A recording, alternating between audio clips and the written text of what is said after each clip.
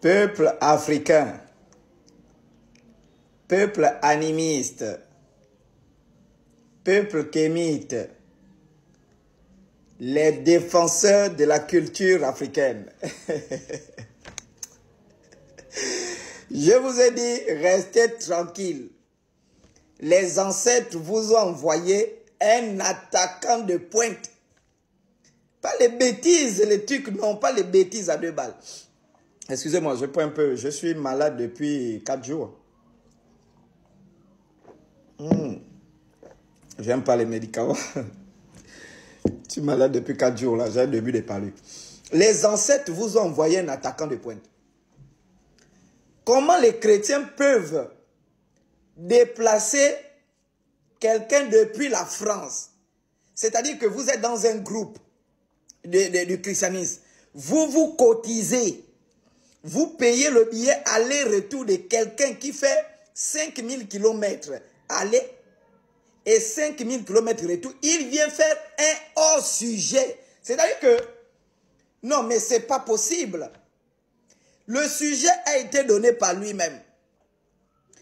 Les saintes écritures sont-elles la vérité? Sont-elles la vérité absolue ou une invention humaine? Donc lui, il devait soutenir la thèse que les saintes écritures sont la vérité absolue. Et moi, je soutenais l'antithèse que les saintes écritures sont une invention humaine.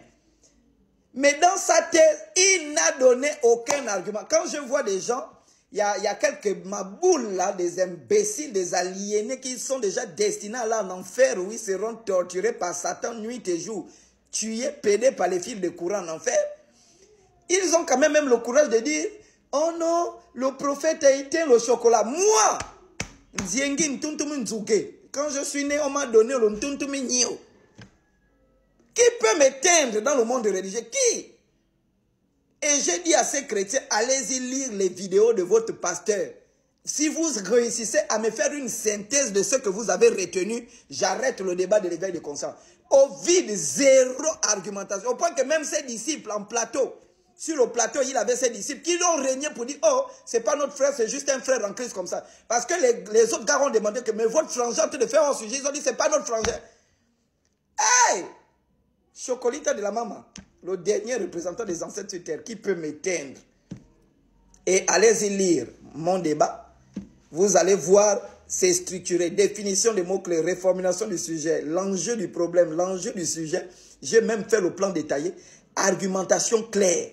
Voici les preuves historiques, preuves chronologiques, preuves théologiques de la fausseté de la Bible, qui n'est pas une parole divine, mais une invention humaine. Et donc, vous allez déplacer quelqu'un comme ça, qui vient faire hors sujet.